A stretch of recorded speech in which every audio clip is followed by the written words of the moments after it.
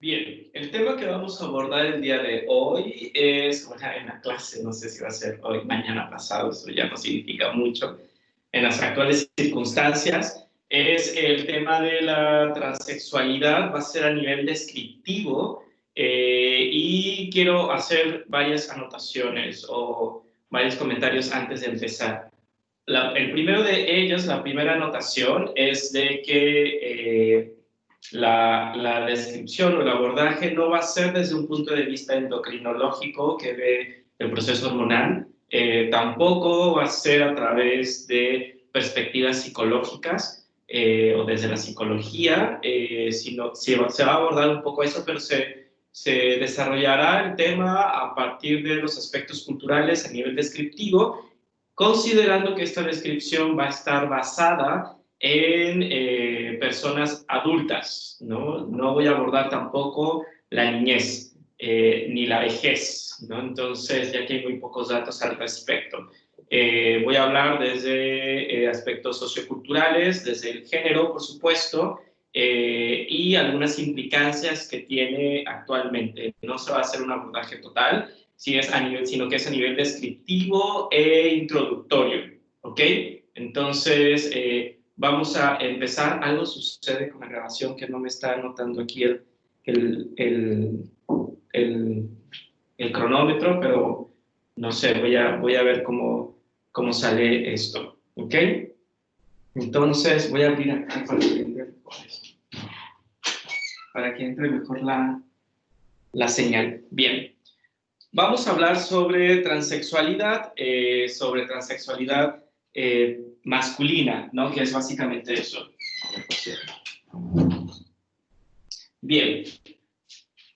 Cuando hablamos de transexualidad y vemos estos dígitos, habla más bien de la transexualidad de la feminidad hacia la masculinidad. Es female to male, ¿no? Es algo que vamos a encontrar. También podemos encontrar otro tipo de simbología que puede ser FM o puede ser MHO, ¿no? Que es de mujer a hombre, ¿no? La transexualidad tiene que ver con este tránsito social, corporal, cultural, ¿no? Y personal, por supuesto, que tiene que ver con estas múltiples identidades que existen actualmente.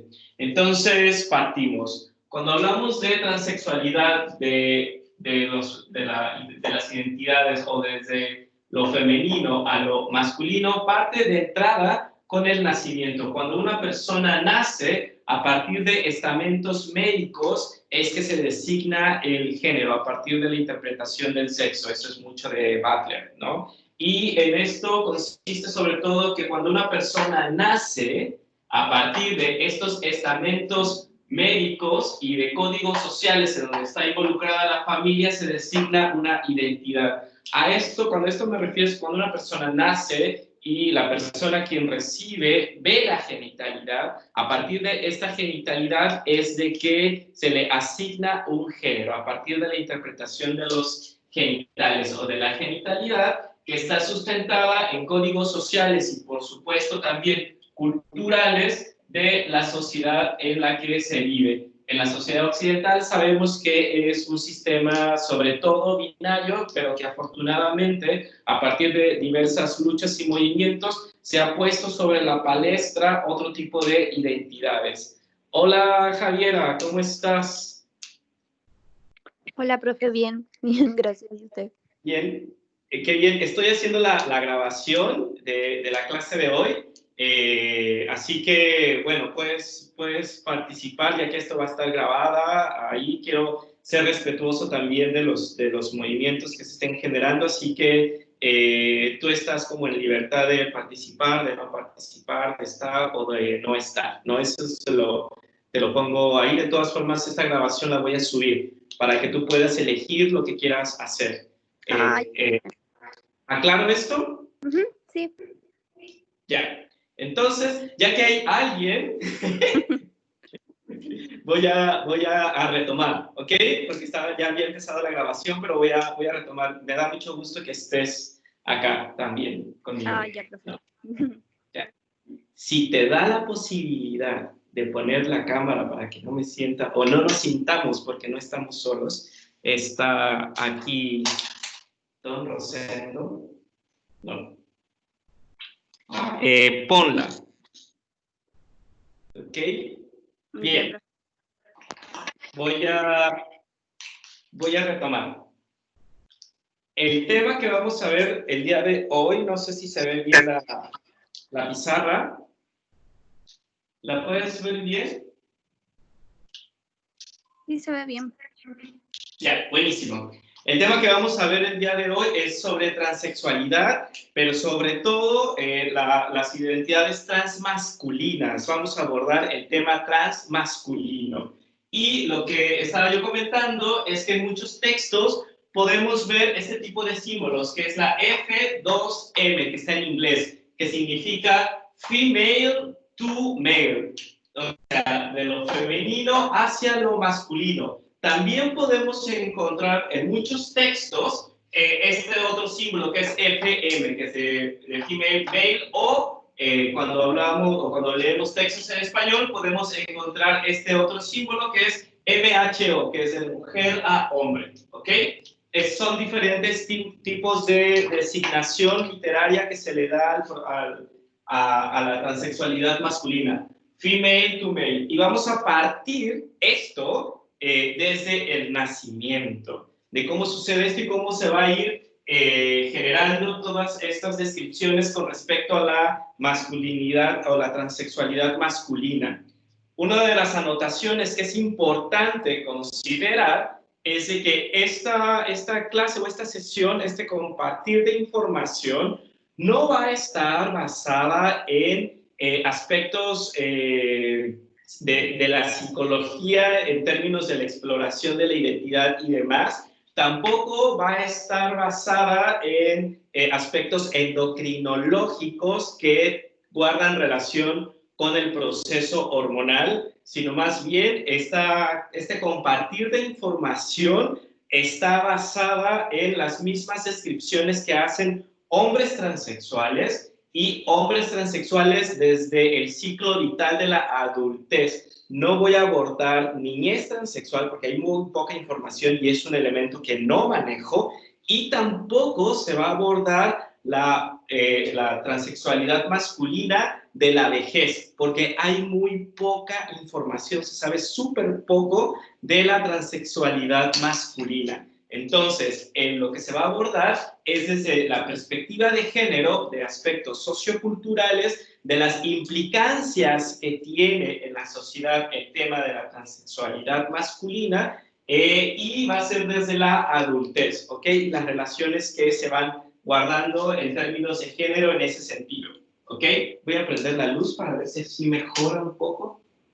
¿Te mejora ahí o empeora? No, no empeora. Yo diría que mejora un poquito. Ya, buenísimo, bien. Entonces, partamos del nacimiento, ¿ok?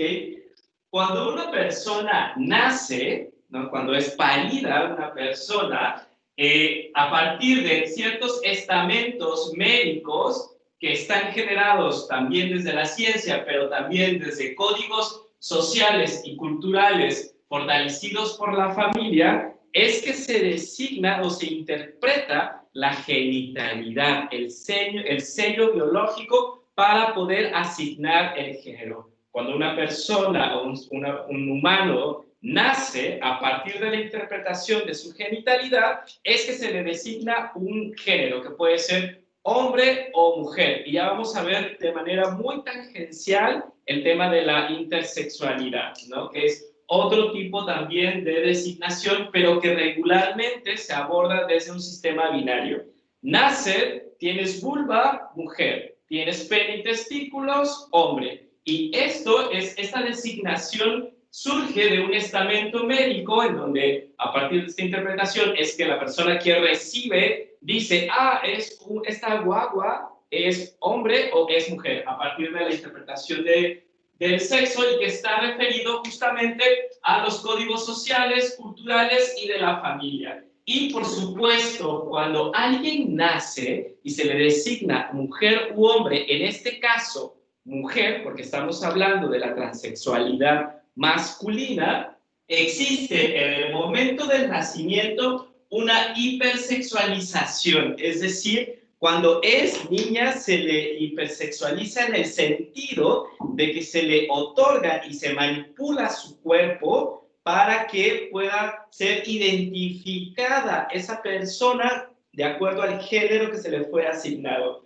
¿Cómo es que se hipersexualiza o que se asigna de manera extrema esta designación de género? Bueno, cuando una niña o cuando una mujer biológica o desde la supuesta cisgeneridad nace, se le perforan las orejas, se le ponen moños, se le viste habitualmente de rosa, todo tiene que estar referido a la sexualidad que este cuerpo tiene. A eso me refiero con hipersexualidad. Y por supuesto, esto está transversalizado por una sobresaturación del género, es decir, se carga, hay una carga impresionante hacia este cuerpo, a esta persona que acaba de nacer, en términos de esta saturación de género. La saturación de género es un concepto fundamental, sobre todo para entender la transexualidad, en términos de que se le atiborra de una serie de elementos sociales y culturales que tienen que ver con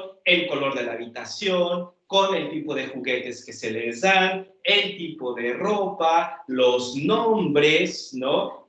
Las expectativas que tienen las familiares, los madres, padres, madres, etcétera, sobre este ser. Es decir, hay una saturación desde la entrada de género. Las sociedades occidentales, porque no conozco las orientales ni las asiáticas ni nada de eso, pero en las sociedades occidentales o en la sociedad de América Latina, cuando una persona nace, existe una supersaturación de género. Se le empiezan a dar todos los elementos que la persona no identifica, ni siquiera sabe qué está pasando, pero que estos elementos de saturación ayudan a la interpretación de este cuerpo que acaba de nacer y que le da sentido, es decir, lo coloca a esta persona ya en un espacio y se le empiezan a designar roles específicos. Cuando sabemos que los roles también están referidos a la identidad, pero en este primer momento no están definidos por la misma persona, sino por la sociedad, que hace una hipersaturación también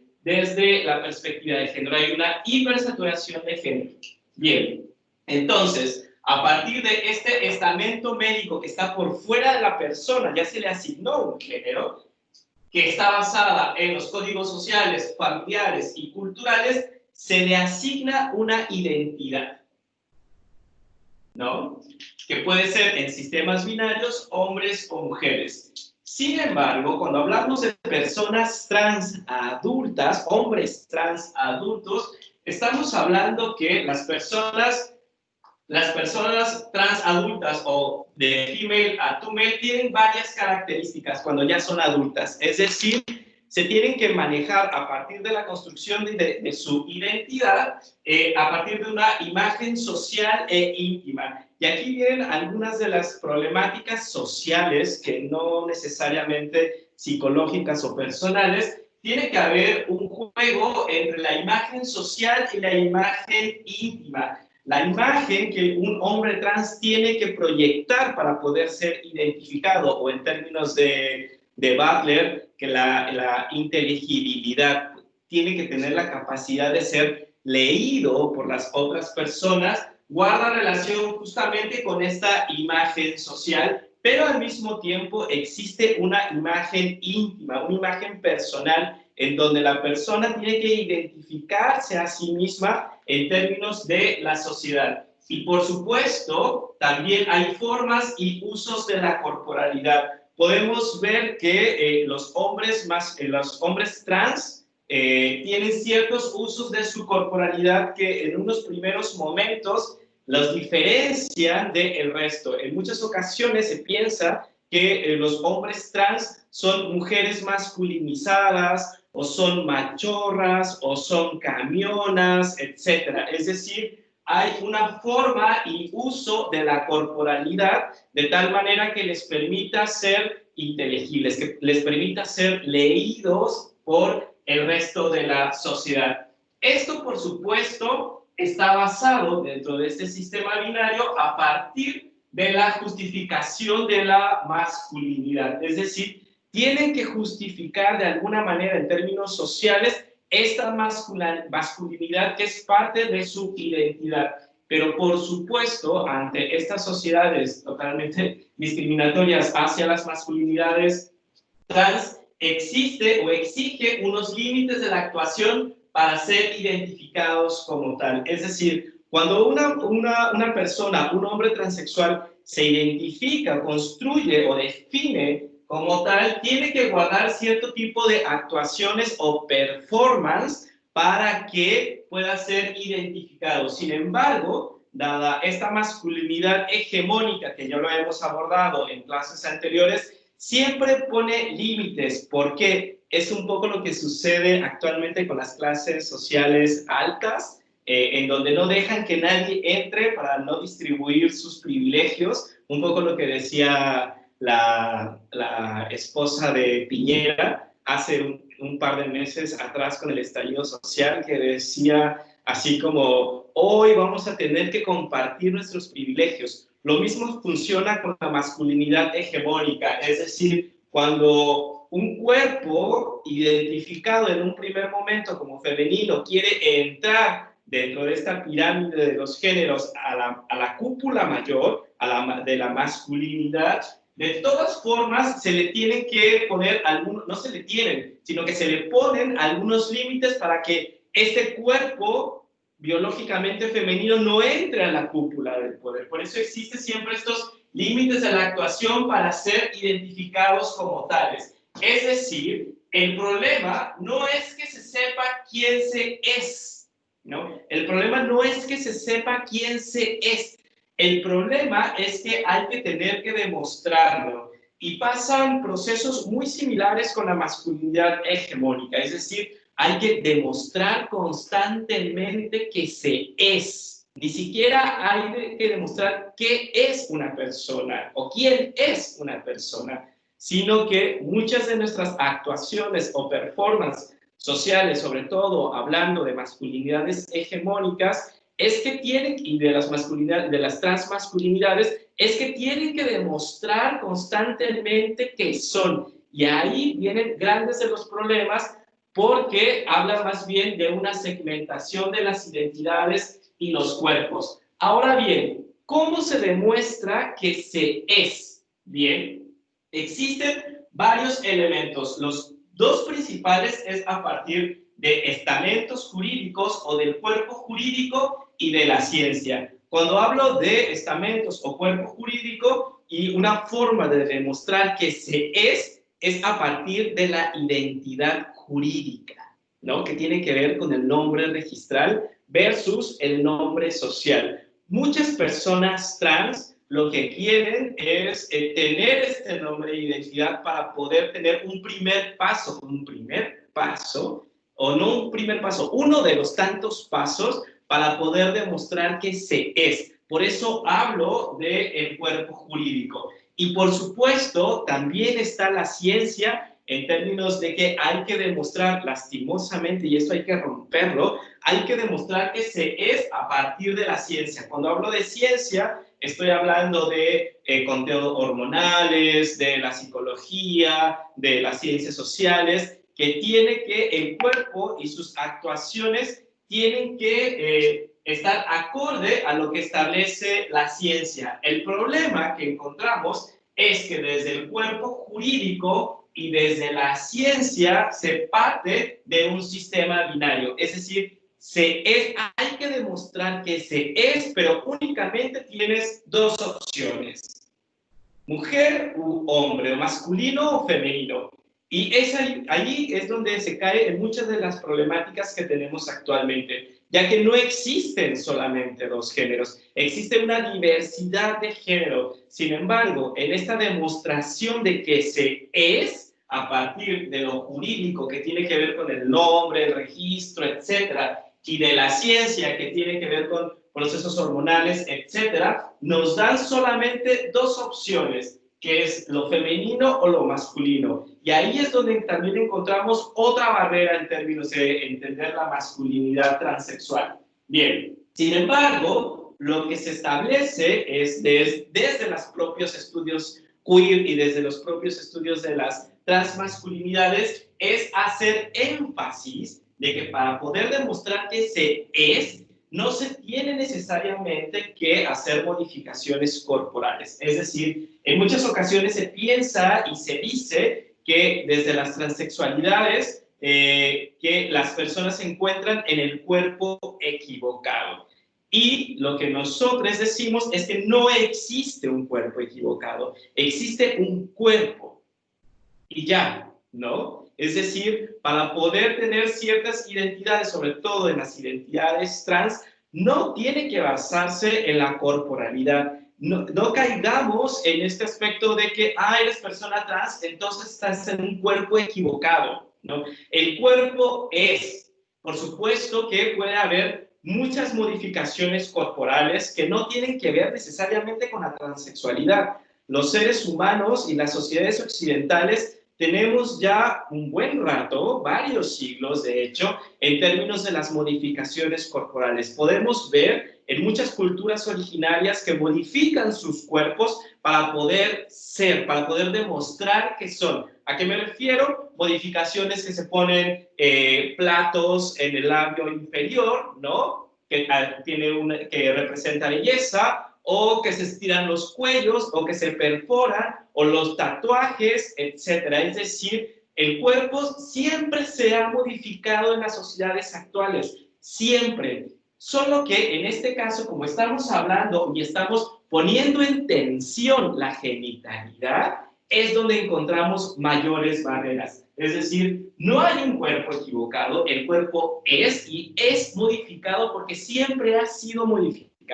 Incluso cuando hay cirugías por temas de salud, también se nos quita un corazón, se nos pone uno artificial, se nos quita el apéndice, la vejiga, etc. Es decir, modificaciones corporales siempre han existido. En muchas ocasiones se usa el discurso de que estas modificaciones corporales o hormonales no son naturales. Sin embargo, no tiene sentido ese tipo de argumento porque la corporalidad siempre ha sido modificada y los procesos hormonales también son cambiantes. Podemos hablar de cuando los hombres entramos a la andropausia o cuando las mujeres entran a la menopausia, existe un cambio hormonal. En la pubertad también existe un cambio hormonal. En tratamientos médicos también te dan hormonas. Es decir, las hormonas y la corporalidad siempre se han modificado, solo que en esta ocasión, como se pone en tensión la genitalidad, que es mucha de la base de la construcción social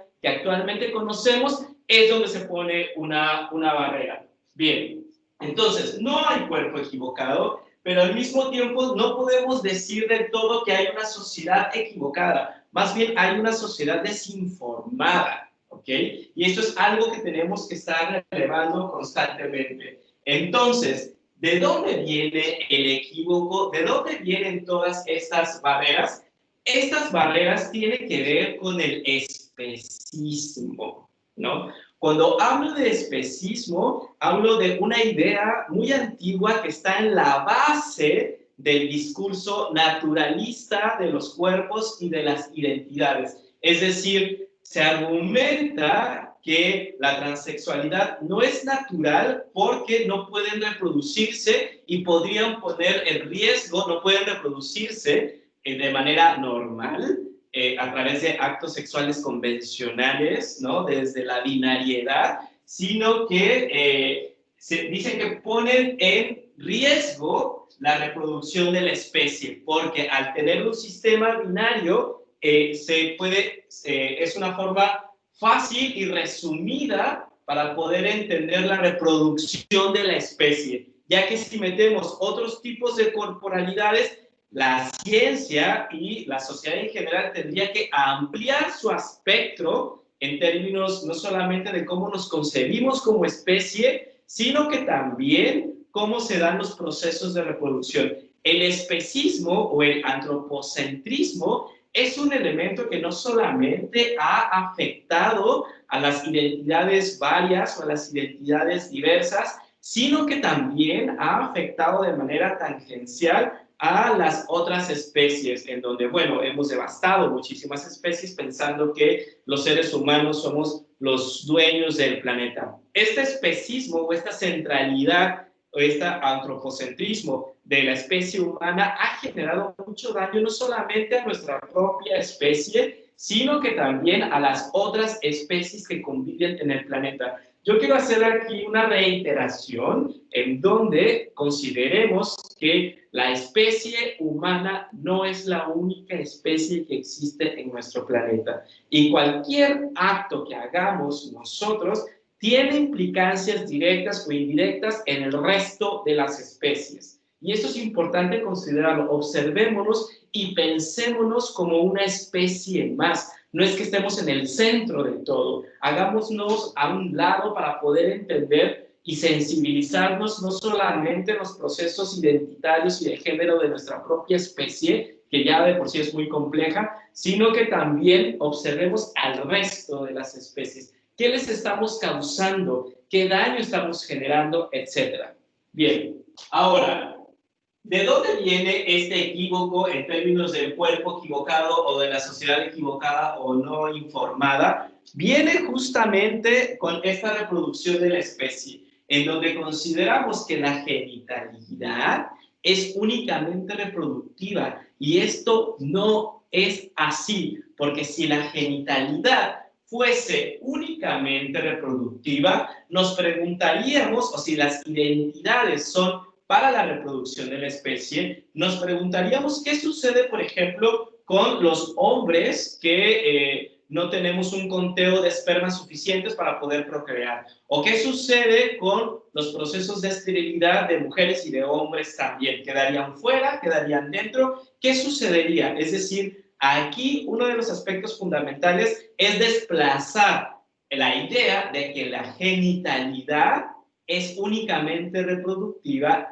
e instalar que la genitalidad es una fuente inmensa de placer. Las relaciones sexuales no son reproductivas necesaria y únicamente. Las relaciones sexuales tienen también que ser placenteras, empezando por una relación sexual con nosotros mismos. Hay que tocarnos, hay que explorarnos, zonas que habitualmente no exploramos, ¿no? Por términos culturales. Y aquí hablo sobre todo de las masculinidades que tienen un pavor de tocarse el ano, por ejemplo, porque no sé qué les va a pasar, etc. Sino hay que pensar que la genitalidad, el especismo y la reproducción no son las únicas formas de poder hacer uso o de disfrutar, sino que el placer es parte fundamental. Mientras no instalemos el placer relacionado con la genitalidad y de la experiencia sexual, van a seguir habiendo muchos tabús al respecto y muchas limitantes en la posibilidad humana de expandir las sensaciones y también el respeto hacia otros tipos de identidades. Bien. Si tienes alguna duda o algo, me interrumpes, ¿eh? No hay absolutamente ningún problema. Bien, Ya, entonces... no, pero de momento está todo muy clarito y muy interesante, así que estoy bien, atenta. Sigamos. Entonces, hay que considerar que lo sexual también tiene que ser, y puede ser, y lo es, ¿no? Placentero, ¿no? Y que el equívoco consiste en ver la sexualidad únicamente como reproductiva. Ojo, esto va desde la infancia. Enseñemos a la niñez, a explorarse, a encontrar placer, ¿no? Eso es súper fundamental para que de esta forma podamos respetar al resto de las identidades que no buscan ser reproductivas, ¿ok? Bien. Sin embargo, ante la actualidad que se ve a la sexualidad como una reproducción, podemos partir entonces que existe un dogma genital, ¿no? Esto es un dogma que nos obliga de alguna forma a tener una necesidad de definición, es decir, que la genitalidad ayude a definir quiénes somos y que ayude también a demostrar por qué y cómo somos lo que somos. cosa que hay que romper también. Es decir, las identidades no son dogmas genitales, sino que son estrategias y recursos y procesos socioculturales, y esto es algo que hay que seguir relevando. Bien, ahora, cuando hablamos de dogma genital, estamos hablando también de esta necesidad de definir a partir de la genitalidad y a partir de un falocentrismo y a partir también de una genitocracia, que tiene que existir cuerpos penetradores y cuerpos penetrados. Es decir, cuando hablamos de hombres transexuales y esta necesidad muy genital que existe actualmente para el respeto de las identidades, y como existe un especismo que ve la genitalidad únicamente como reproductiva y obliga a los cuerpos a definirse en términos de reproducción, es decir, tienes que tener pene y testículos y tienes que tener vulva, y si tienes pene y testículos, eres penetrador, y si tienes vulva, eres un cuerpo para penetrar, ¿ok?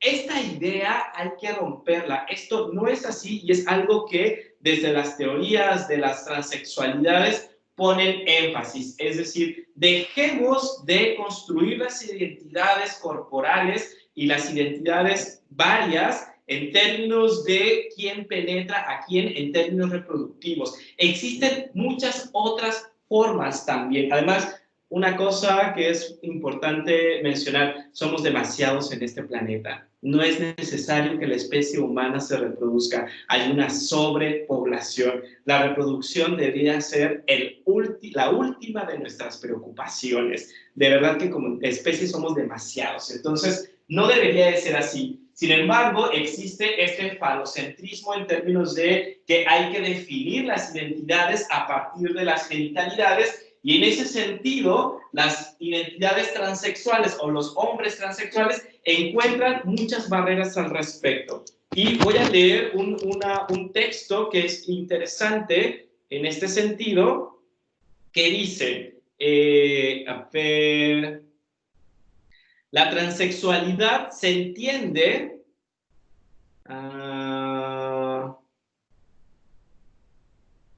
sí. La transexualidad se entiende como el salto de un sexo a otro, como un proceso de búsqueda de la identidad que tiene un inicio y un final establecido. Un camino que, como en los bebés o en los adolescentes intersexuales, está pautado por un protocolo médico de actuación. Los padres de intersexuales con sus hijos, las personas intersexuales y las personas transexuales acuden a cirujanos desde la carencia de un cuerpo, porque esa es la idea que se instala. Nuestro cuerpo no nos pertenece y eso es fundamental de cuestionarlo, de pensar, de ponerlo en tensión. ¿Por qué? Porque el cuerpo pertenece a las identidades y no hay que demostrarlo, ¿no? Somos el cuerpo moldeable por necesidad. En el caso de las personas transexuales masculinas, necesitan un cuerpo que nos signifique como hombres. En la transexualidad masculina, a falta de conocimientos claros sobre la etiología del único tratamiento posible es rehabilitador. Esto es, la reasignación del sexo adecúa de la manera más completa y rápida posible el fenotipo al sexo que el sujeto se siente pertenecer mediante intervenciones psicológicas, hormonales y quirúrgicas. ¿Ok?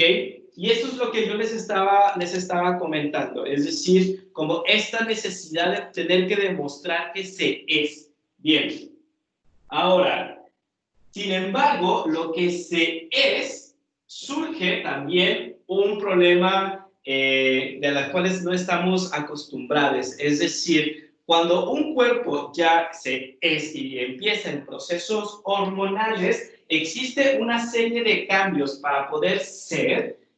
Muchas de las identidades y bajo la idea del cuerpo equivocado, que puede ser que a la gente le acomode la modificación corporal, hombres trans con modificación corporal, pero también puede haber hombres trans sin ninguna modificación, ni hormonal, ni corporal. Y a esto me refiero con estos dogmas del género en donde tu cuerpo tiene que ser de cierta forma para poder ser identificado como masculino. Y lo que se argumenta es que no necesariamente es así. Demos la libertad y el derecho de que las personas puedan tener, primero, propiedad de sus corporalidades y segundo, que las identidades no estén necesariamente vinculadas a estas corporalidades. Sin embargo, existen una serie de procesos hormonales y corporales quirúrgicos que permiten, lastimosamente, a las sociedades actuales definir quién es hombre y quién no lo es. Y por eso es que muchos hombres trans también se someten a procesos hormonales que tienen que ver con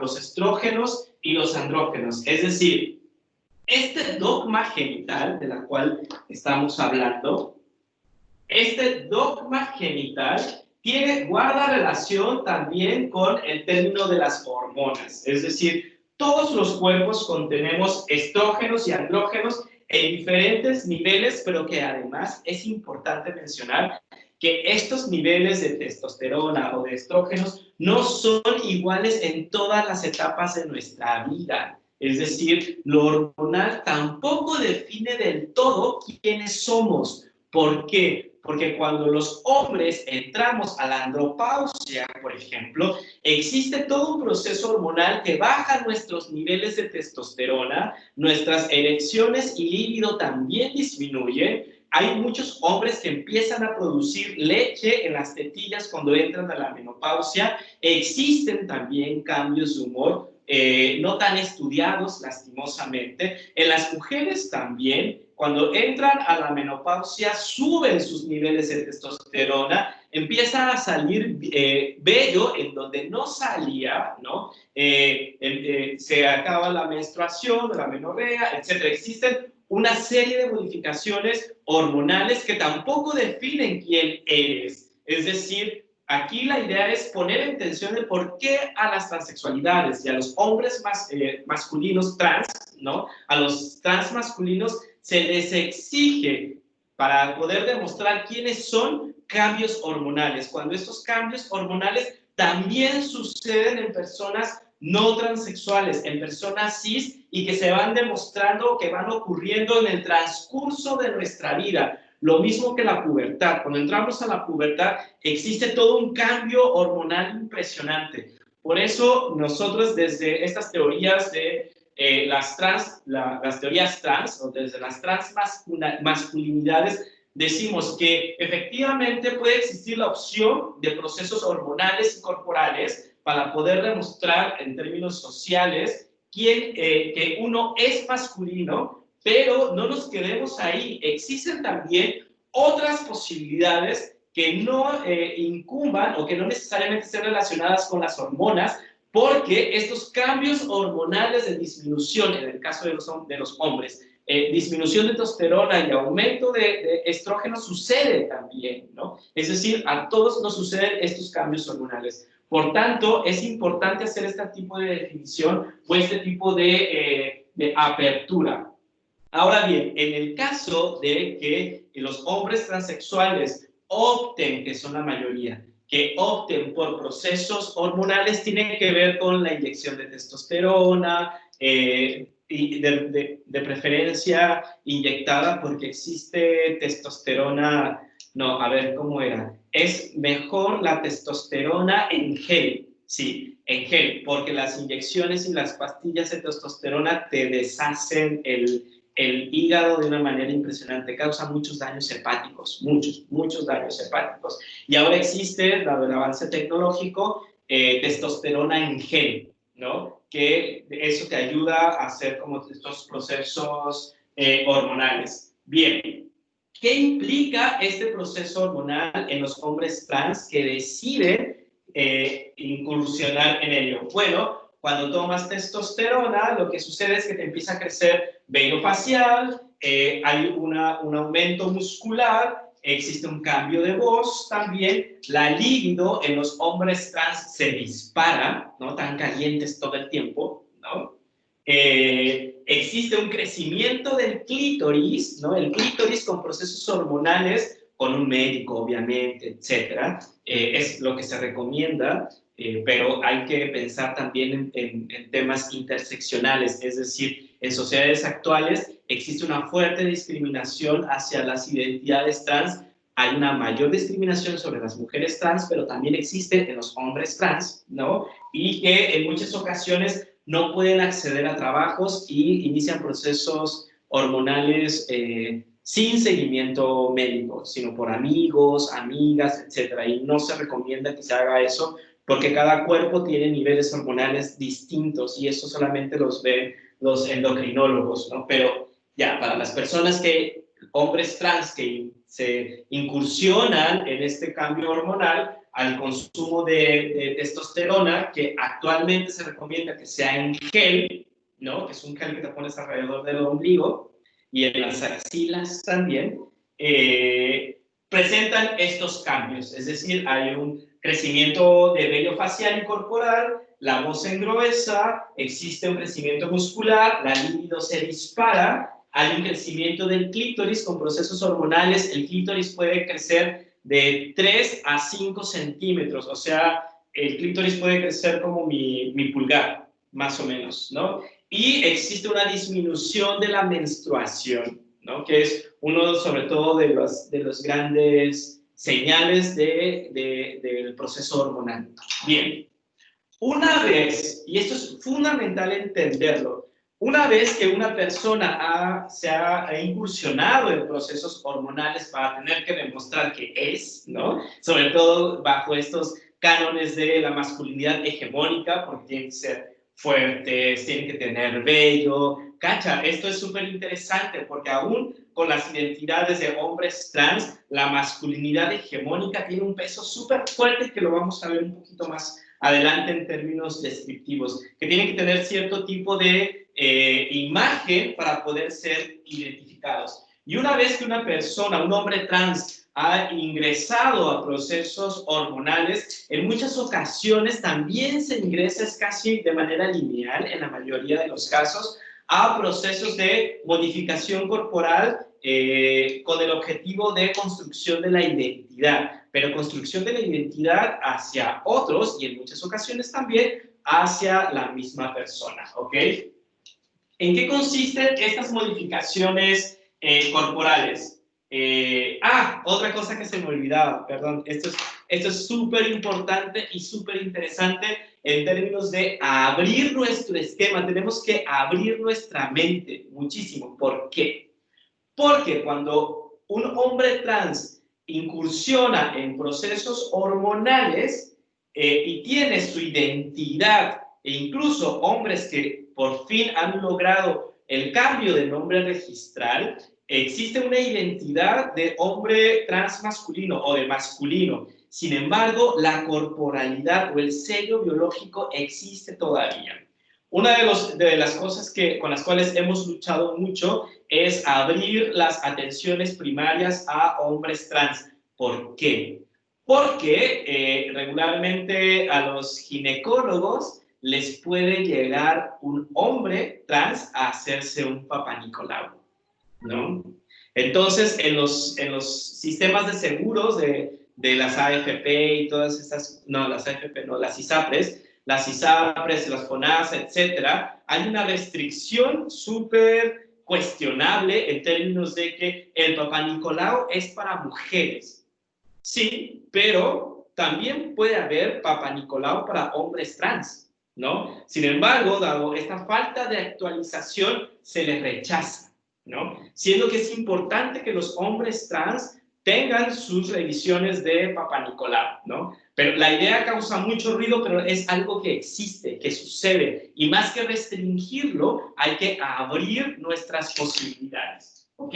Bien, entonces tenemos que, a partir de estos procesos hormonales, que es importante que se inicie primero el proceso hormonal antes de entrar a la modificación corporal, tiene que ver con esto del consumo de estrógenos. Y una vez que tienes esta etapa, que es diferente en cada uno de los cuerpos, porque aunque tenemos el mismo tipo de hormonas, el número de hormonas, el conteo, etcétera, es muy individual. Eso depende de cada cuerpo.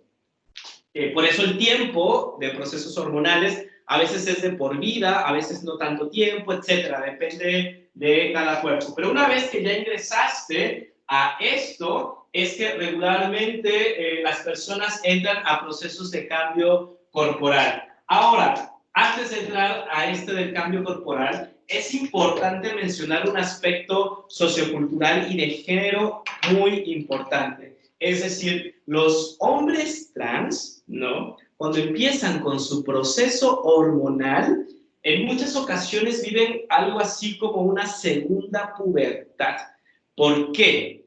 Porque existe toda una revolución dentro de tu cuerpo por las hormonas que estás consumiendo y te cambia totalmente, ¿no? Te cambia tu humor, te cambia tu líbido, te cambia tu cuerpo. Es como si yo hubiese nacido con un sello biológico de hembra, ¿no? Llegué a la pubertad, 12, 13 años, hubo una revolución hormonal, ¿no? Y a los 15, 16 o 18 o 20, esto va cambiando dependiendo de las condiciones personales, históricas, culturales de cada individuo, decido incursionar en un proceso hormonal. Y existe entonces una segunda revolución, por eso hormonal. Por eso hablan de que las identidades trans, tanto masculinas como femeninas, cuando ingresan o incursionan a este proceso hormonal, es como si vivieran una segunda pubertad, porque tiene que existir una reorganización hormonal y hay un montón de cambios. A los hombres trans, por ejemplo, les sale mucho acné, ¿no? Empiezan a subir de peso también, tienen cambios de humor, es posible que se puedan volver agresivos, ya que la testosterona también es un estimulante de la adrenalina y es posible que puedan ponerse agresivos. Existe, pasan más o menos lo que las otras identidades cisgénero pasamos en la pubertad, ¿no? Bueno, ellos también pasan esos procesos, pero la pasan 2 veces. Por eso se habla como de una segunda pubertad cuando entras en procesos hormonales. Bien, ahora, cuando ya tenemos estos procesos hormonales, existen posibilidades para demostrar que se es, ojo, no nos hemos distanciado de la perspectiva de género, para poder demostrar que se es, porque también existe la posibilidad de demostrar que se es sin hormonas y sin cirugías, ¿no? Pero eso implicaría una mayor apertura de nuestra sociedad y por eso son estas clases para que ustedes piensen más allá de lo habitual, ¿no?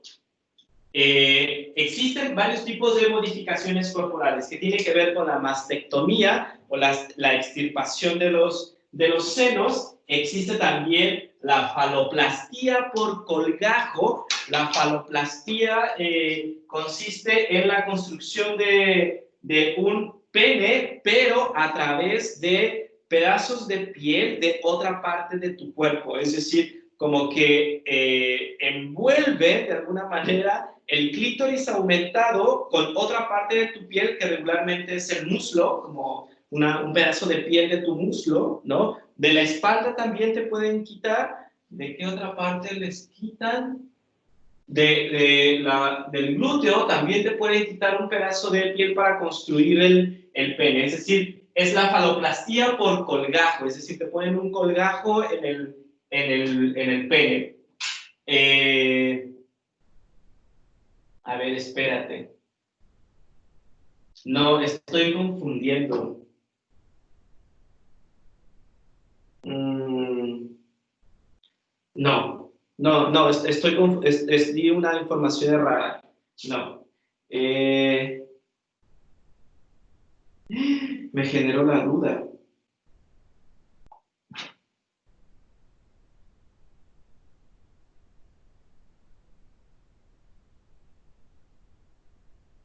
A ver, la faloplastía y existe otra que es la metadoioplastía, ¿no? Pero me confundí en esto de... Sí, no, di una información errónea. La metadoioplastía es donde se ocupa un pedazo de piel, ¿no? Para la construcción del pene, ¿ok? Que te quitan. Y la faloplastía es a partir del fortalecimiento del clítoris una vez que ha aumentado, ¿no? Como le hacen una apertura para poder meter otro pedazo de músculo y que pueda servir sobre todo para la penetración. La metalloplastia tiene algunas dificultades en la penetración, pero que tiene que ver justamente con la construcción de la reconstrucción del pene. Bien, sin embargo, cuando existe esta cirugía de la faloplastía o de la mastectomía, existe también un proceso súper interno y muy personal, y ahí ustedes tienen mucho que ver, ¿no? Es decir, la psicología tiene mucho que ver en términos de que las personas tienen que reapropiarse de su cuerpo, ¿no? Existe un proceso de readaptación. ¿Por qué? Porque el cuerpo que tú ves no es el mismo cuerpo que tú veías anteriormente, ¿ok?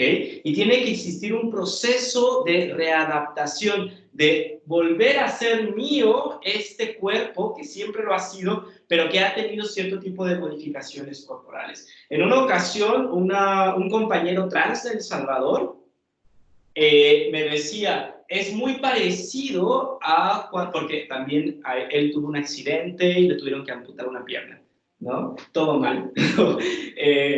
Y él me decía que el proceso de readaptación, de reapropiación, tiene mucho que ver también, o es parecido, como para entenderlo, a este proceso de reapropiación cuando una persona es amputada. Es decir, existe la idea de que esta pierna amputada no la reconoces del todo y tiene que haber un proceso de readaptación. Es un poco como me lo explicó, como para imaginar el proceso, ¿ok? Pero no solamente una reapropiación personal, sino que también pasa por una reapropiación social e interpersonal. ¿A qué me refiero con esto? Cuando muchos hombres trans se hacen la mastectomía, y dependiendo de la habilidad de la persona que te haga la cirugía, es decir, puede haber varios riesgos. Puede haber un riesgo de que tengas los senos muy grandes, cuesta más trabajo, y las glándulas mamarias no las puedan sacar por la aureola, sino que tengan que hacer, porque el seno es muy grande, sino que tienen que hacer un corte por debajo, y en muchas ocasiones este corte es súper visible, queda como muy visible, ¿no? Sí, muy visible, porque los senos son muy grandes y no pueden sacarlo por la aureola, sino que lo sacan por debajo. Entonces, en muchas ocasiones, los hombres trans no quieren quitarse la polera, ¿no? Porque quedan estas marcas. Bueno, en algunas ocasiones, cuando la persona que hace la cirugía no es muy diestra, a veces los pezones quedan uno más arriba que otro, o así, o muy juntos, o muy separados, etcétera, ¿no? En cambio, cuando tienes el busto pequeño, es más fácil sacar todas las glándulas mamarias por la aureola, ¿no? Porque es pequeño, es fácil de extraer, ¿no? Entonces, tiene que haber también una reapropiación del cuerpo social, es decir, cómo yo desde mi corporalidad me presento a la sociedad, porque además, ojo, recuerden, soy un hombre, ¿no? Y los hombres culturalmente podemos estar con la polera afuera, ¿no? O incluso ir al baño, hay un montón de consecuencias, dado que estamos en una sociedad binaria, patriarcal, discriminadora, etcétera, ¿ok? Pero no solamente eso, sino también a niveles interpersonales. Cuando un hombre trans decide relacionarse afectivamente con alguien más, cuesta mucho trabajo, dado que hay muchos prejuicios en términos de cómo ves la corporalidad, ¿no? Y que además uno de los grandes mitos es que se piensa es de que los hombres trans son gays, ¿no? Cuando no necesariamente es así. De hecho, la mayoría de las personas trans son heterosexuales, la mayoría, ¿no? Entonces, claro, cuando alguien decide incorporarse o decide formar o construir o establecer una relación sexoafectiva, cuesta también mucho trabajo porque tiene que ver primero con la reapropiación de mi cuerpo, la reapropiación de mi sexualidad, de cómo funciona mi sexualidad, independientemente de qué procedimiento tuve, si fue la faloplastía o la metalloplastia, ¿no? Pero tiene que haber un proceso de reapropiación del cuerpo, tanto social como interpersonal o afectiva. Bien, es importante también considerar que en esta modificación corporal se extirpa el útero y los ovarios, pero nunca se extirpa la vagina, ¿ok? Y esto es fundamental entenderlo. Tenemos entonces que en estos procesos de la construcción, uno de los procesos de la construcción de las identidades trans, voy a bajar esto, espera, para que lo vean mejor. Ya. Entonces tenemos que existe una genitocracia. ¿Por qué? En muchas ocasiones, cuando hablas con hombres trans, en muchas ocasiones te pueden decir, no, es que yo ya inicié mi proceso hormonal, pero no estoy completo. No estoy completo porque no he hecho ningún tipo de modificación corporal. De nuevo tenemos esta genitocracia, es decir, cómo desde los genitales, también desde estas experiencias trans, en muchas ocasiones obligan a que exista una modificación genital para que exista una completa construcción de la identidad. Y de nuevo, no necesariamente tiene que ser así. No necesariamente. Habrá personas realmente que no quieran, tengan como cierta tensión con sus mamas, que puedan tener tensión con la menstruación, que puedan tener tensión con la genitalidad de la hembra, etcétera, y que puedan tener la opción de hacerlo, de tener modificaciones, pero que no sea la única opción. ¿Por qué? Y esto es fundamental, y aquí se viene sobre todo procesos socioculturales, ¿no? Bueno, todo esto ha sido procesos socioculturales y científicos. Es decir, esta genitalidad, hablando del proceso completo, habla también de una falocracia, que tiene que ver con el tamaño del pene, y este es un dato freak, ¿no? Algunos médicos, hay varios estudios que entrevistan a médicos que hacen cirugías de reasignación genital, ¿no? Reasignación sexual en hombres trans. Y un dato curioso es de que la mayoría de los hombres que se someten a la metadoplastía piden un pene grande, porque se pueden hacer de muchos tamaños. Piden un pene grande, y cuando se les pregunta por qué hacen penes grandes, lo que responden es que son los mismos hombres trans que piden penes grandes, ya que existe una falocracia, es decir, hay una hipersexualidad también de las identidades, en donde se entiende que quien tiene pene grande, de nuevo la masculinidad hegemónica es detestable, quien tiene el pene grande, que incluso yo te preguntaría, ¿cuál es la imagen o la percepción convencional de los hombres que tienen pene grande? Son como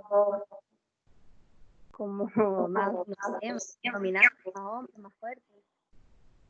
¿Qué más? Que obviamente tienen un mejor rendimiento tal vez en la cama, y eso no es así.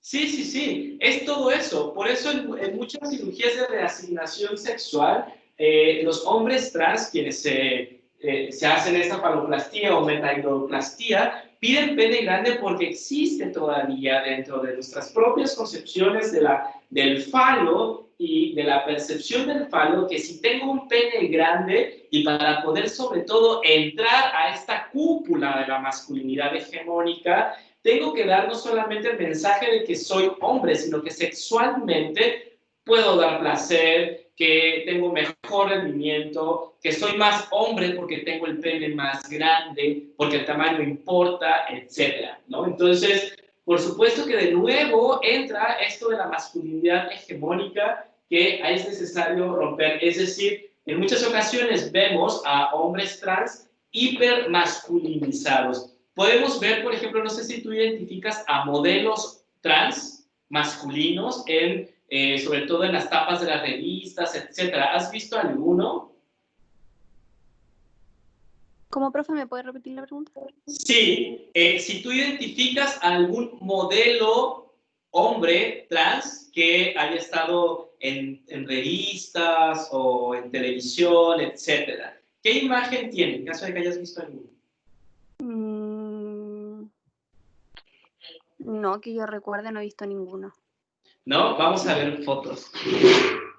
Ya que tenemos esta posibilidad de la clase personalizada, me encanta igual, ¿no? A ver, vamos a ver aquí. Hombres trans. Muy bien, sin querer encontré todo lo que estaba buscando. Aquí. Es una clase donde vamos a ver hombres. Me encanta. Voy a compartir pantalla. Y ahí está.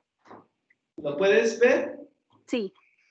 Mira, hay una hipermasculinización, ¿no? De esta cosa de lo masculino, del tránsito, de tener que demostrar qué soy, ¿no? Y todos ellos son hombres trans, todos regios, obviamente, ¿no? Porque en eso consiste el marketing, ¿no? Y en eso consiste la masculinidad hegemónica, y en eso consisten muchas cosas, ¿ok? Y existe una hipermasculinidad, ¿no? Y también que entra en términos de la cirugía. Aquí el tema que les puedo dejar a ustedes es de que puedan entender o que nos ayuden a explicar de dónde viene esta hipermasculinidad, porque yo no soy psicólogo, yo soy sociólogo, así que les toca a ustedes, ¿no? Yo solamente les doy el pretexto, digamos, ¿no?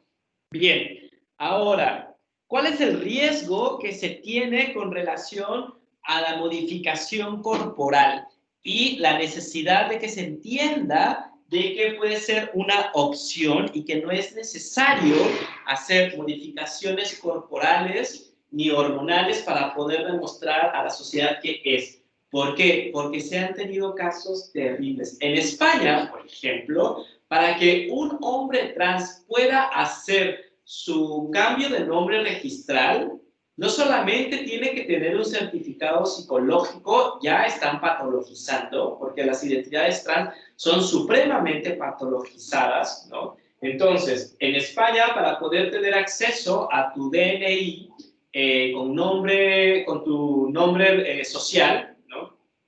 El juez te pide que te hagas forzosamente una modificación corporal. Si no, para la ley, y ahí es donde está esta intersección de el cuerpo jurídico con la ciencia, la ley te obliga, quieras o no, a hacerte modificaciones hormonales o corporales para poder demostrarle a la ley dentro de este sistema binario que eres hombre y por tanto poder acceder a tu cambio de nombre registral. Y se han hecho cosas espantosas. Hay hombres trans que no quieren hacer modificación y que se ven obligados por la ley a hacerlo, ¿no? Y esto es algo que hay que primero despatologizar. No, las identidades trans no son enfermedades. Hay montones de estudios que han demostrado eso, pero bueno, está el DMS4, me parece que es, donde aparece disforia de género, si no me equivoco. ¿Tú sabes? Parece que sí, profe, pero no estoy 100% segura. Ya, bueno, si te da curiosidad, ahí podrías investigar el concepto de disforia de género. A mí no me gusta mucho, pero es lo que la ciencia y la ley ha determinado y se ha demostrado que están equivocados, pero no quieren unificar. Bien, pero sin embargo, aquí con esta obligación, en el caso de España, de tener que hacer modificaciones corporales, ¿qué implica? Si pensamos en términos interseccionales, ¿qué sucede con los hombres trans que están en condiciones de pobreza? ¿Qué sucede? Porque no pueden acceder a una cirugía si no te las regalan, son caras, ¿no? ¿Qué sucede con hombres trans empobrecidos? ¿Qué sucede con hombres trans en situación de calle? ¿Qué sucede con hombres trans migrantes? ¿Qué sucede con hombres trans que pertenecen a un pueblo originario y que por decisión han decidido incorporarse a sociedades occidentales? ¿Qué sucede con las intersexualidades? ¿Qué sucede con las negritudes? ¿Qué sucede con las afrodescendencias? ¿Qué sucede con todos estos elementos interseccionales que conforman todas las identidades que conocemos y no solamente las binarias, ¿no? De nuevo, existe todo un proceso de discriminación en donde vemos que la mayoría de los hombres trans que puedan tener la oportunidad de acceder a procesos hormonales o de modificación corporal son hombres trans blancos, ricos, con plata, ¿no? Con cierta posición y estatus. De nuevo viene aquí la clase social, racismo, la heterosexualidad, etcétera, porque quedan fuera de todos estos tipos de procedimientos. ¿Ok? ¿Tienes alguna duda o alguna inquietud o algo que de repente te surja así de ¿qué pasa con esto? ¿Quieres comentar algo al respecto? Sí, profe, igual me entra la duda porque yo, bueno, hasta el momento solamente me había escuchado lo mismo que usted dice de nacer en el cuerpo equivocado. Y no me ha tocado personalmente conocer, sí conozco, tengo un amigo que es trans, pero o sea, ahora es completamente hombre, o sea, uno lo ve y es un hombre. Entonces, me cabe la duda igual de esas personas que no sienten la necesidad de hacer el cambio de cuerpo. Entonces, como qué cosas son las que las motivan? Si no es el cuerpo. Lo que motiva es... Sí, dime. No, eso. Ya, lo que motiva muchas veces es el trato, ¿no? Es el trato. Si, lo que sucede en ocasiones con los hombres y mujeres trans también es de que les dejen vivir en paz, ¿no? Y en muchas ocasiones en la sociedad actual, para que te dejen vivir en paz, tienes que demostrar que eres algo, ¿no? Claro. Y está bien, hay gente que quiere hacer este tipo de modificaciones corporales y hormonales, está bien, no importa. Pero también está bien que haya personas que no quieren hacerlo, ¿no? Y que exista esa posibilidad de no tener, si decides no tener procesos invasivos a tu cuerpo, que no los tengas. Y no por eso que lo hormonal y lo genital no defina tu identidad. Claro. Ese es el punto. O no necesariamente, que no únicamente lo hormonal y lo genital defina tu identidad, porque partimos desde la primera clase que las identidades son procesos culturales, son procesos sociales, todas las identidades y sin ninguna excepción, ¿no? Y el error que tenemos es designar o imponer identidades a partir de la genitalidad o de lo hormonal. ¿Me explico? Claro, sí. Entonces, eso, ¿no? Voy a borrar. No le tomé foto, le tengo que tomar foto. Espérame, ni siquiera sé dónde está mi celular. No te vayas, dame un minuto.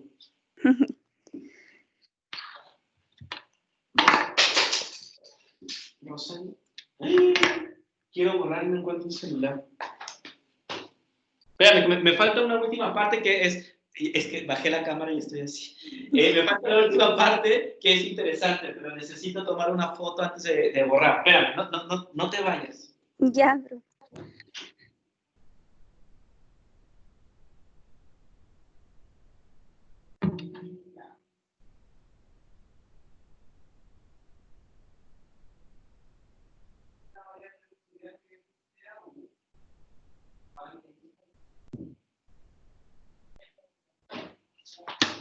Ya lo encontré. Puta, no está apagado. Espérame.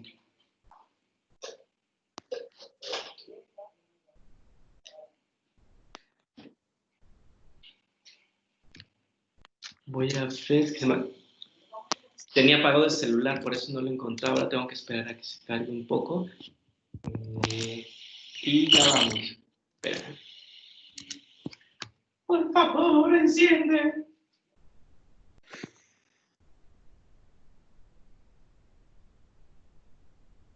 Bueno, si no, lo hago de nuevo y le tomo la foto después. Voy a borrar.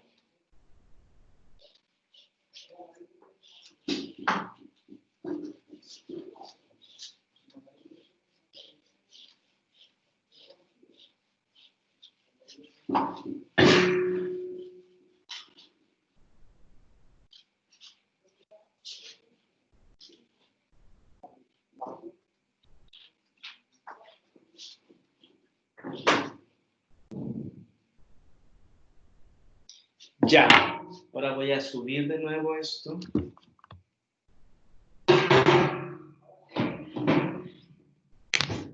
Ahí.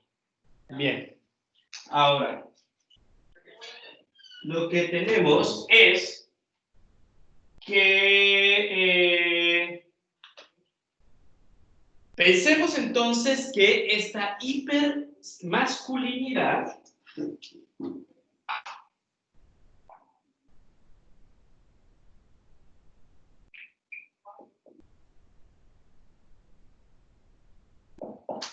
en algunas ocasiones es una performance.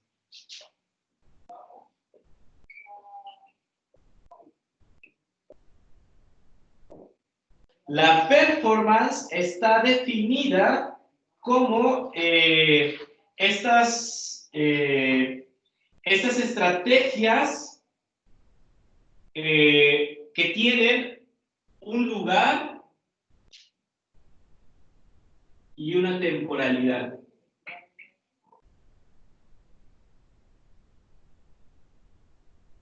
En muchas ocasiones esta hipermasculinidad responde a estos procesos de integración, primero al segmento masculino, que es muy cerrado, pero también al resto de la sociedad. Y en muchas ocasiones las identidades trans entran a procesos de performance en donde en espacios y tiempos específicos tienen este tipo de conductas hipermasculinizadas, ¿no? Pero no es todo el tiempo. Hay muchos relatos que cuando los hombres trans llegan a su casa se sienten relajados porque pueden ser ellos, sin necesidad de tener que demostrar su hipermasculinidad, pero sin necesidad tampoco de regresar a conductas aprendidas desde la feminidad. Son, y ya.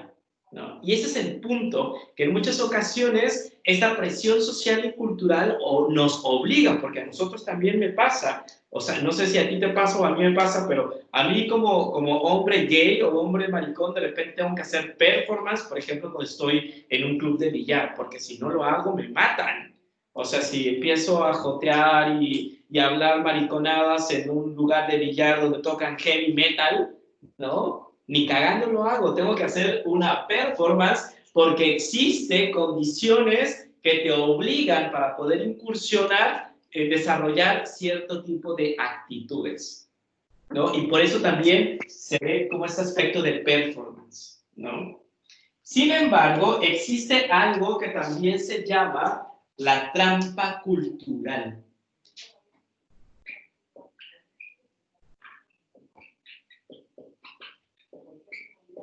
En donde está, por supuesto, la construcción conductual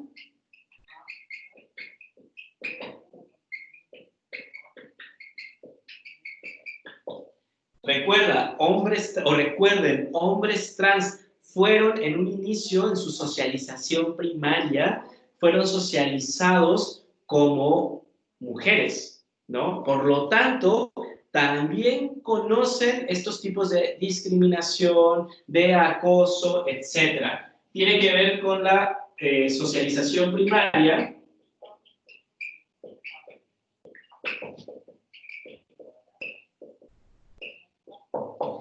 Ojo, y también consideren el nivel de discriminación, por eso hay que desmontar, además de que hay que hacer una nueva constitución, pero hay que desmontar todas estas estructuras. ¿Por qué? Porque en el proceso de construcción de la identidad de los hombres trans, en los primeros momentos de la socialización, no, en los segundos momentos de la socialización, cuando no han hecho este proceso hormonal, en muchas ocasiones se dicen que son lesbianas, ¿no? Y hay que recordar que existen en Chile todavía violaciones correctivas. Y esas experiencias o esos lamentables eventos también les suceden a algunos hombres trans, porque en un primer momento se ven como mujeres masculinizadas, machorras, y para poder corregir eso también se les ha violado, ¿no? Y eso es fundamental entenderlo. Otro tipo de derechos también tiene que ver con sus derechos reproductivos, ¿no? Es decir, también tienen derecho a reproducirse si así lo desean, que me parece que no hace falta, porque ya somos muchos, pero también tiene que ver con otros tipos de derecho que si no tienes la identidad, el Estado no te los da. Por lo tanto, te discrimina y te deja fuera, ¿no? Y esto es muy peligroso, sobre todo ahora, en eventos pandémicos, que muchos hombres trans quieren acceder al registro social de hogares, por ejemplo, pero no tienen el cambio de nombre registral y siguen apareciendo como mujeres, ¿no? Y eso tiene muchas implicancias sociales y de derechos civiles, políticos, culturales, etcétera. Tiene muchísimas implicancias. Por supuesto que hay algo que no hay que negar, que a diferencia de las mujeres trans, los hombres trans suben en la escala valórica de la sociedad. ¿Por qué? Lo voy a poner acá. ¿Por qué? Porque en un primer momento, pensando en este binarismo, mujeres, hombres, en un primer momento se encontraban en este segmento. Pero, dado todos los procesos, no solamente que pueden ser únicamente identitarios, pero que también pueden ser hormonales y corporales, suben en la escala social, en este sistema patriarcal. Por lo tanto, no sufren tanta discriminación como las mujeres trans. Los hombres trans pueden incorporarse, en términos sociales y culturales, a trabajos convencionales. Las mujeres trans, la mayoría de ellas, ejercen el trabajo sexual. ¿Por qué? Porque a diferencia de los hombres trans, las mujeres trans en este sistema patriarcal tuvieron el atrevimiento de renunciar al privilegio masculino y descendieron, y por tanto son mucho más castigadas. Es como este club de hombres que dicen, tú nos traicionaste y dejaste de ser hombre y renunciaste a tus privilegios, entonces quedas expulsada, ¿no?, de este sistema social patriarcal, te desaparezco, te ninguneo y además te discrimino, y por eso muchas mujeres trans se dedican al trabajo sexual, ¿no? En cambio, los hombres trans, ¿no?, tienen más posibilidades de movilidad social porque estamos en una sociedad patriarcal y quien lo niegue, hay muchísimas demostraciones al respecto. Ok, entonces también es importante pensar que los hombres trans no necesariamente, o no se les educa, la educación o la socialización de los hombres trans no es, a ver cómo es la socialización primaria o secundaria también, secundaria, no es por ser mujer, sino que la socialización es para aprender a ser mujer.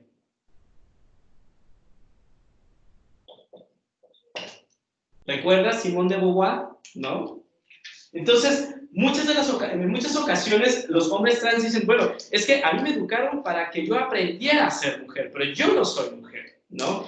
Sin embargo, en este aprendizaje, y tú lo debes de saber mucho mejor que yo, están imbricadas muchas limitantes que te obligan a tener un rol como mujer, etcétera, ¿no? Y todas las implicancias que en ese sistema patriarcal existen, ¿no? Entonces, por eso es muy interesante el tema y la trampa cultural. Bien, y por último, lo que se propone es construir un cuerpo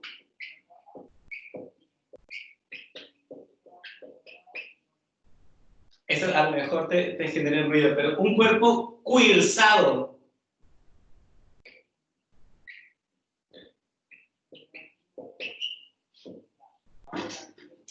Un cuerpo queerizado, perdón.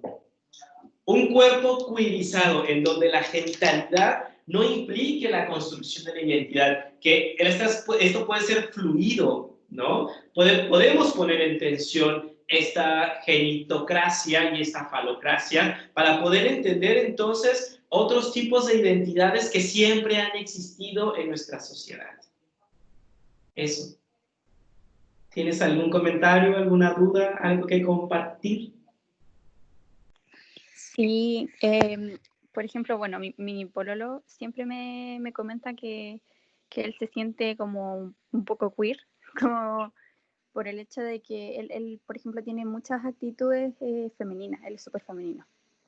Y claro, me doy cuenta de que él, por ejemplo, cuando está en presencia de sus hermanos, que son full machistas, full heteronormados, claro, él tiene que como adaptar su manera de ser para que no sea como juzgado por los otros. Y de hecho, hasta a mí siempre me están haciendo como comentarios de que, oye, pero tu pololo, que es así, que se ríe de esta forma, que habla de esta forma.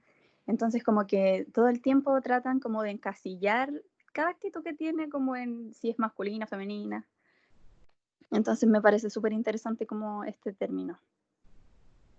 Claro, porque además nos obligan a hacer una performance en un tiempo y en un lugar, porque no somos iguales en ese espacio que tú das y te agradezco que hayas dado el ejemplo, en un espacio de tensión hay que hacer performance que duran cierto tiempo, ¿no? Y tú dices, güey, no, ya basta, ¿no? Suficiente, ¿no? No puedes estar haciendo performance todo el tiempo, lo que quiero es que la gente me deje vivir en paz como soy y ya, San, se acabó. ¿No? Claro. Porque además, lo que se cuestiona, y somos, sobre todo los hombres, somos tan básicos, los hombres cisgénero que nos educaron desde el principio como tales, somos tan básicos que lo primero que nos imaginamos es, si es femenino, ¿cómo coge? ¿Cómo tiene relaciones sexuales? ¿Cómo? Y tú dices, güey, ¿qué te importa? ¿No? Sí. Reducimos todo eso a la cogedera. La cogedera es rica y es maravillosa y todo lo que tú quieras, pues, ¿no? Pero uno decide si quiere hacerlo público o no y nadie tiene que meterse en ese sentido. Claro, sí, la gente como que se pone muy pendiente de cosas que no debería ni siquiera importarle. Sí, por eso el porno ha tenido tanto éxito, porque te metes en lo más íntimo que hay. Claro. Entonces, pero claro, se está proponiendo esto en la construcción de un cuerpo queerizado. Me encantó esa parte. Está buena, ¿no? Está súper chida. Muy bien. Yo no sé qué va a pasar en el resto del semestre, tampoco sé qué va a pasar el próximo semestre, ya que no sé si se va a dar este optativo más adelante, no sé, todo es incertidumbre, pero de momento disfrutemos lo que hay. Sí, el día a día nomás no se sabe nada. No queda de otra. Sí. Eso. Pues no sé, ¿qué opinas? Si quieres comentar algo más, fue casi una clase personalizada y me encanta, ¿no? Sí, a mí también. No, súper interesante todo, me llamó harto la atención igual como ver esas fotos que mostró, porque se ajustan demasiado como a lo que es como un hombre muy masculino, así muy como de músculo, de que así bien como fuerte. Qué increíble que hasta en eso esté influyendo tanto como el patriarcado. Sí. Existen, por supuesto, masculinidades transdisidentes, ¿no? Pero lastimosamente son los menos. Hay esta masculinidad hegemónica y este patriarcado ha hecho desastres, incluso en las mismas identidades que en algún momento relegó y que dice, ya, está bien, te relegué. Pero para poder integrarte a este club de masculinidades, yo digo el club de la testosterona, ¿no? Para poder integrarte a este club de la testosterona tienes que parecer esto. Si no, no te incluyo.